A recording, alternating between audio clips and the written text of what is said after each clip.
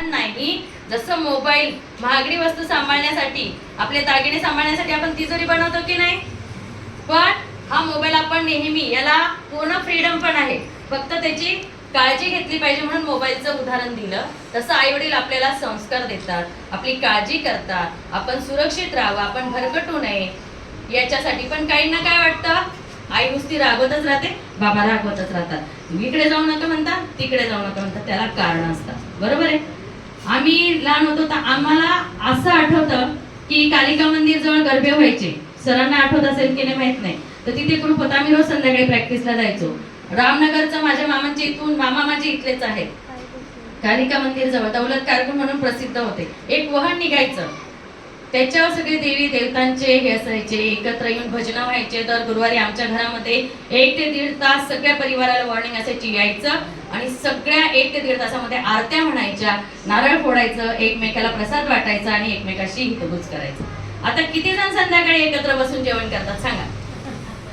Very good. यांच्यासाठी टाळ्या जोरात. दोघं टाइम एकत्र जेवतात? दोघं टाइम? हो. खरं खरं बोलायचंय. सकाळी शाळेत जाता ना तुम्ही? कधी कधी डबा नेतो आणि कधी कधी आता आपले मोठे भावंड असतात बघा, ते जर एकदम महत्वाचं काम करत असेल, मोबाईल मध्ये जर पबजी खेळत असतील, फ्री फायर खेळत असतील, त्यांना तर अजिबात वेळ नसतो. फोन केला का ते कांदा ठेव खाली, मेसेज कर, जेवायला पण वरतून मेसेज करावा लागतो. बरोबर आहे का नाही? म्हणजे आपण हाक मारली तर उत्तर येणार नाही, पण मोबाईलवर मेसेज केला ना त्या मिनिटाला बघितलं जातं. म्हणजे इतकी जनरेशन हे आहे. आणि सोशल मीडिया असेल, वेगवेगळे व्यसनं आहेत. कारण पेपरमध्ये बातमी आली होती, पिंपळण्याचा फोटो आला होता नदी किनाऱ्याच्या, जिथे अफू गांजा मुलं हुडत होती. मी शाळेत जात असताना 8-10 मुलं होते, ते एका ठिकाणी उभे होते. मी म्हटलं काय करतायत, त्यांचा थोडा आवाज आला, म्हटले भांडण करतायत. मी गाडी थांबवली, त्यांना म्हटलं काय, एकाच्या हातामध्ये माहिती आहे ती कातर असते तुटलेली, कात्रीचं हे होतं, एकाच्या हातामध्ये चाकू होता. म्हणजे 8वी-9वीची मुलं. मी हे तुम्हाला का सांगते, कारण तुम्ही उद्याचे भविष्य आहात आणि तुम्ही इथून संस्कार घेऊन गेले, तुम्ही इथून काहीतरी शिकून गेले तरच तुमचं पुढचं, कारण हा टर्निंग पॉइंट आहे तुमचा. आपण म्हणतो की लहान मुल जे म्हणतात की 5 वर्षापर्यंत शिकतं, पण आताच्या आया काय करतात, माय त्याला बोठयस मोबाईल दिला ना तू बरोबर त्यांना व्हिडिओ लावलीस, कौतुक वाटतं त्यांना. पण हे नाही वाटत जेव्हाली मी मोबाईल लागस, कुठे फिरायला गेलं तरी मोबाईल दिला की त्या काय म्हणतात, मोबाईल दिला का आपल्याला शांतता. खरंच चांगली गोष्ट आहे का बाळांनो? चांगली आहे का नाही? आपण त्याला व्यसनाच्या आहारी, आपण आई वडील पण तेवढेच दोषी आहोत. आपण त्याला पाठवतोय आणि त्याचा या व्यसनाचा आपण कौतुक करतो आहे. तो मुलगा बसता उठता तेच व्यसन, म्हणजे डायरेक्ट त्यांना दुसरं काही सुचत नाही. आले का फक्त स्क्रोल मध्ये आपले 5 मिनिटाचे 5 तास कसे जातात आपल्याला कळत नाही. आणि अनेक अशा गोष्टी आहेत. तेवढंच नाही, तुम्ही शाळेत जेव्हा जाता, आता मॅडमने सांगितलं की किती जण आई वडिलांच्या पाया पडून आले, किती जण, कारण विसरून जातो. पूर्वी नव्हतं असं. आल्यानंतर नवीन कपडे जरी घेतले, बँड पार्टी राहायचो, एकच धागा फाडायचे, त्याच्यात भावाला शर्ट, त्याच्यात आम्हाला फ्रॉक. नवीन ड्रेस घातला का अख्ख्या कुटुंबाचे पाया पडून यायचो आम्ही, का तर नवीन ड्रेस घातला. प्रत्येक गोष्टीला म्हणजे नकळत हे संस्कार दिले जायचे. बाळा नवीन ड्रेस घेतला ना, वाढदिवस आहे ना, आता तुम्ही सण सांगितले, बरोबर आहे. मकर संक्रांतीला किती जण जातात तिळगुळ वाटायला? तुम्ही इथे आलात म्हणजे तुमच्याकडे खरं खरं बोलायचं, आपण इथे हात खाली करा. म्हणजे निम्मे जातात, निम्मे नाही जात. दसऱ्याचं सोनं वाटायला कोण कोण जातं, सीमोल्लंघन करायला कोण कोण जातं. आम्ही ट्रक मध्ये जायचो, रिक्षामध्ये जायचो, लांब लांब जायचो. त्या निमित्ताने सगळ्या एरियामधले एकत्र यायचे, जायचे. आणि आम्हाला त्या साड्या सांभाळल्या नाही जायच्या, तरी आम्ही साड्या नेसायचो. आणि त्या साड्या अशा धरून पूर्ण अशी साडी इकडे मोठा पदर घेऊन आमच्या बाईंकडे, गुरूंकडे पहिले जायचो. पहिले घरातून सुरुवात करायचो, देवाला सोनं ठेवायचं, देवाला तिळगुळ ठेवायचं. मग आई वडिलांना, आजी बाबांना एकत्र कुटुंब पद्धती होती. आता नोकरी निमित्त वेगवेगळे राहायला लागले. त्यानंतर मग आपल्या गुरूंच्या घरी, आमच्या मॅडम कुठे कुठे राहायच्या त्यांच्या घरी जाऊन यायचं लांब लांब. आता ते सण उत्सव केव्हा सण येतो केव्हा जातो काही कळत नाही. आणि हे सण जतन करायचे असतील कारण प्रत्येकामागे एक सायंटिफिक रिझन आहे. जसं लिंबाचं झाड सांगितलं की नाही, त्या दिवशी आपण काय करतो, खडी साखर लिंबाची पानं पण खातो. मॅडम विचारतात तेव्हा उत्तर देत चला, बोलत चला. 4 दिवस झाले आपल्याला, बरोबर की नाही? बोलत चला. तुम्ही बोलाल तर मग गमत. आता बघा हा कागद दिसतोय तुम्हाला? सगळ्यांनी सांगायचं, ज्याला उत्तर येईल त्याने बोट वर करायचं. काय दिसतंय तुम्हाला? दिसतोय? काय दिसतंय बेटा? काय? हा, एक ठिपका. बर, तू सांग दीदी. अजून अजून सांगा. बघा, निरीक्षण करा. अजून काय दिसतंय तुम्हाला? दिसतंय का? नाही दिसत आहे. बरं, सगळ्यांनी मिळून उत्तर द्या. आता काय दिसतंय? काय? एक काळासा टिपका. मला तर नाही ऐकायला येते बाबा. मला काय सांगा बरं, मोठ्याने बोला तर कळेल मला. काय दिसतंय? काळा टिपका. एक काळा ठिपका दिसतो. एवढा मोठा पांढरा स्वच्छ कागद नाही दिसत आहे. एवढा पांढरा स्वच्छ कागद नाही दिसत आहे. तो नाही दिसला. आपण नेमका काय बघितला? काळा ठिपका. म्हणजे इतका स्वच्छ कागद आहे, परंतु तसं आपलं चरित्र असतं. बरोबर आहे? आपण पुष्कळ 99 वेळा चांगलं वागतो, पण एखाद्या वेळेस आपली चुकी झाली की सगळ्यांना तो आपल्याला दोष दिसतो. बरोबर आहे? म्हणजे सगळ्यांनी फक्त काय व्हायला? काळा ठिपका. पण आपल्याला जगाला संपूर्ण पांढरा स्वच्छ आपला कागद दाखवायचा आहे. आणि तुम्ही हे लक्षात ठेवायचं, आपल्यामध्ये एखादा अवगुण असेल, प्रत्येक 100% आपले हाताची 5 बोटं तरी सारखे आहेत का? कोणाची सारखी दाखवून द्या मला. आहे का? नाही. आणि सगळ्यात युनिक गोष्ट आपल्याकडे परमेश्वराने दिली. कोणाचा तरी चेहरा असा साम्य वाटतो का? आणि सगळ्यात एक गोष्ट आहे की जी कधीच कोणाची मॅच होत नाही कोणाशी. कोणती आहे? कोणती आहे? हे 4 बोट जरी असले, पण एक महत्वाची गोष्ट आहे. काय आहे का? आपले जे फिंगरप्रिंट्स आहेत, मॅच होता कोणाचे? नाही. बरोबर आहे? म्हणजे बघा, परमेश्वराची लीला किती वेगळी आहे. आपण सगळे डिफरंट, किती लाखो करोडो लोकसंख्या आहे या जगामध्ये, म्हणजे ती चालवणारी कोणीतरी अज्ञात शक्ती आहे. बरोबर? आणि मग आपण म्हणतो की सगळेजण काय करतात, प्रत्येकामध्ये जशी 5 बोटं सारखी नाही. कोणाला गाता येतं, कोणाला नाचता येतं, कोणाला अभ्यास छान येतो, कोणाला स्वयंपाक छान येतो. आम्ही सगळ्या एवढ्या दीदी बसलेलो आहोत. प्रत्येकजण परफेक्ट आहे का? पण बनवू शकतं. कारण आपल्याला, आपण इतर प्राण्यांपेक्षा वेगळं आहोत. कारण आपल्याला काय दिलेली आहे? तुम्ही बोला, काय दिली आहे? आहे का तुमच्याकडे? हो. मग आता मग पुढे प्रश्न विचारणार आहे बुद्धीवरचे. ज्याला येईल त्याने उत्तर द्यायचे. हा, 1 2 3 4 हे 5 ग्रुप आहेत ना. मुलांचा एक ग्रुप झाला, बरोबर? नंतर हा एक ग्रुप झाला आणि तो एक ग्रुप. तुम्हाला विचार आहे, तुम्हाला नाही आला तो प्रश्न कोणाला जाईल? यांना. यांना नाही आला कोणाला जाईल? आणि जो सगळ्यात ग्रुप जास्त प्रश्नांची उत्तरं देईल तो विनर. चालेल ना? कारण आपल्याला हार जीत ह्या गोष्टी खूप मॅटर करतात.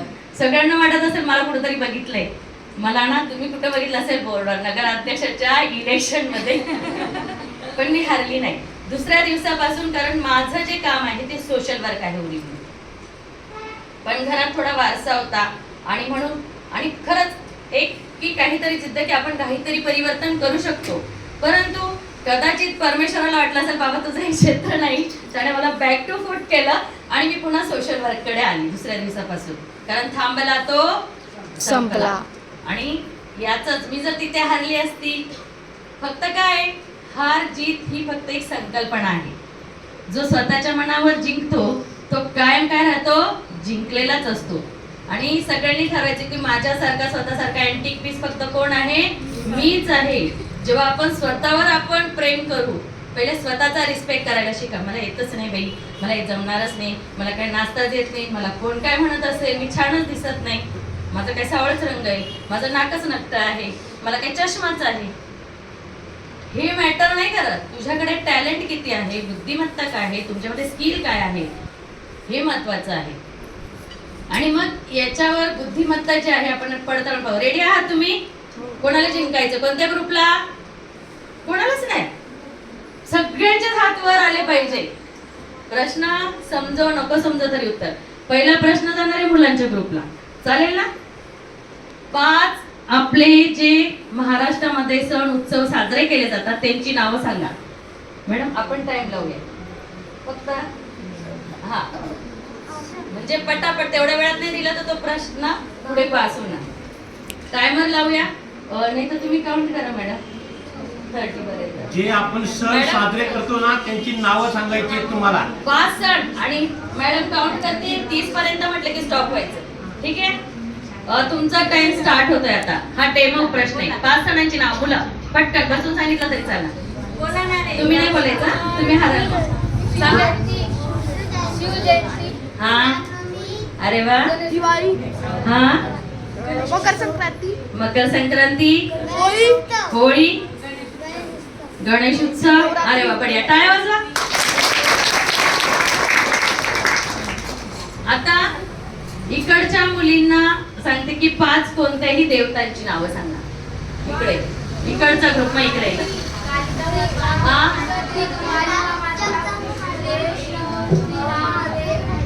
हा,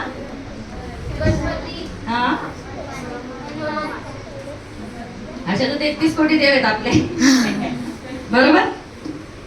आता इकडे प्रश्न जातोय की 5 सोशल मीडियाचे ऍप सांगा. Social media. बोला बोला. हा, हा. हो हो हो. आम्हाला माहित नव्हतं का? हो, यांच्यासाठी पण टाळ्या वाजवा. इथं कशी पटकन नाव आलं नाही. हो बघा 10 सेकंदात इकडे वेळ लागला तिकडे वेळ लागला पण इथे बघा. त्यानंतर आपण सर्वात मोठे व्यसन कोणते तुम्ही सांगायचं.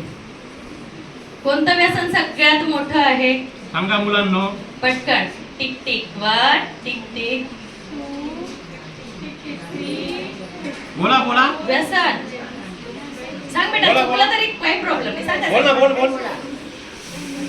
बरोबर आहे. बोल बोल हा बोल ना. बोल. अरे लाजू नका. तुम्ही नाही करत पण तुम्हाला सांगायचंय. सांगा. हा बरोबर बरोबर बोला. हा, बरोबर. काय? बरोबर. हा बोल बोल. दारू पिणे. दारू पिणे. ठीक आहे. आता हा प्रश्न आपण इकडे पाठवूया. चला सांगा. सगळ्यात मोठं व्यसन सांगा. सांगा. हा, सिगरेट पिणे, गांजा. हा बरं. अजून इकडे इकडे गुटखा खाणे. आणि हे व्यसन कोणीच सांगत नाही. सगळ्यात मोठं व्यसन तर हे आता ते 2 वर्षाच्या मुलापासून नाही 1 वर्षाच्या मुलापासून तर म्हाताऱ्या बाबांपर्यंत हे व्यसन आहे का नाही. हो. मग सगळ्यात जास्त व्यसन जर मोठं असेल कारण आहे बघा. गुटखा तंबाखू सगळंच काही खातात का? महिला खातात का? काही खातात काय नाही खात. म्हणजे हे टू झेड आहे ते सगळ्यात मोठे व्यसन आहे जे जागतिक स्वरूपावर आहे. बरोबर. आता इकडे प्रश्न जाणार आहे. 5 झाडांची नावं सांगा जी आपण पूजतो, पूजन करतो त्याचं. हा, लिंबाचं झाड कधी वापरतो आपण? हा सांगा ना. बरोबर आहे. बरोबर. हा हा. अजून पिंपळाचं झाड, तुळशीचं. अजून आंब्याचं. पुन्हा पिंपळाचं. बरोबर आहे. मग आपल्याला हे शिकायचं इथे संस्कार शिबिरात. हे तुम्हाला सगळं येतं पण सोशल मीडिया म्हटलं पटापट ऍप सांगितले. बरोबर आहे. तर या ठिकाणी आपल्याला संस्कार जे आपल्याकडे आहेत तुम्हाला माहिती नाही आहेत का? या गोष्टी माहिती आहेत की नाही? माहिती आहे की नाही? Early to bed early to rise keeps you healthy and wealthy and wise. म्हणजे रोज सकाळी म्हणजे लवकर निजे लवकर उठे त्याला आरोग्य संपदा लाभे. तुम्हाला माहित नाही का लवकर उठलं पाहिजे पण हा कुठे उठू देतो कारण scroll scroll reels reels reels त्याच्यात 1 वाजता 2 वाजतात. बरोबर आहे. आता या ठिकाणी मला सांगायचंय पालेभाज्यांची नावं 5 पटकन. 5. हा हा व्हेरी गुड. हा पालेभाज्या पटापट पटापट. अरे शेतकऱ्यांची मुलं आहेत पटकन बोला. हा बरोबर. बोल ना बेटा. मस्त सांगितलं.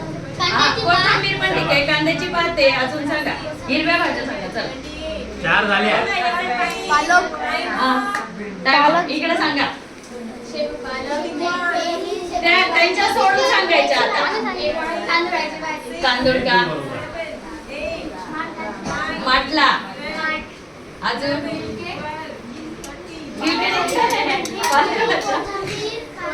हा? तुम्ही यांनी तुम्ही सांगितलं टाइम वापरून राहिला. नवीन भाजी सांगा इकडे. हा?